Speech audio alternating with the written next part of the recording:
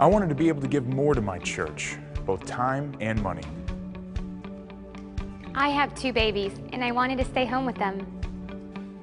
What's your reason for considering becoming an Ambit energy consultant? Well, whatever it is, we have a lot of reasons it makes sense. Our company background is just one example. Since their first conversation in 2006, Ambit Energy co-founders Jerry Thompson Jr. and Chris Chambliss knew there was a tremendous opportunity with energy deregulation. Now, all they needed to do was build a company. When we opened our offices in downtown Dallas, we took down all the walls. We wanted the open space and we wanted an open culture. The executives all sit right next to each other, so there's lots of open communications.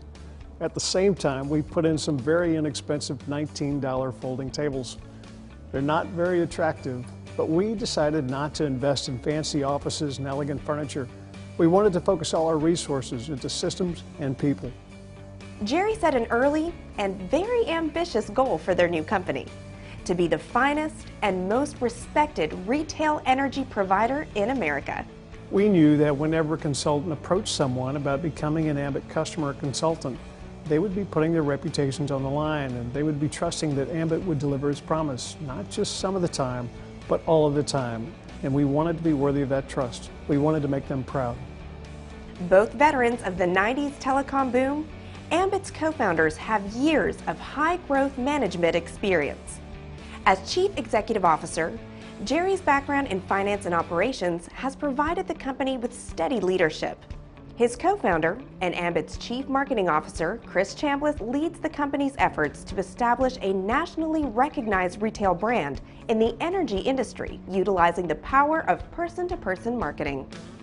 You know, people ask us all the time why we chose direct selling as our model for acquiring customers, and the truth is simple. Friends and family members make better customers. You know, traditional advertising, especially in today's hyper-paced internet culture, just doesn't produce loyal customers. And direct selling can do that at a very attractive cost of acquisition. You know, our customers are people we know, love, and trust. They pay their bills on time, they stay loyal to the brand, and they even spread the word to others. Has the approach worked? Well, in its first 7 years, Ambit has attracted over 1 million satisfied customers, while growing annual revenues from startup to over $1 billion. That kind of growth doesn't go unrecognized. In 2010, Ambit Energy was named the fastest growing privately held company in America by Inc. magazine.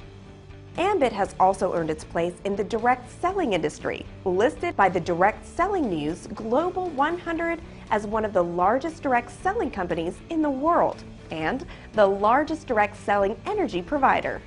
I think it surprises people to hear us say that we could have grown faster, but it's true.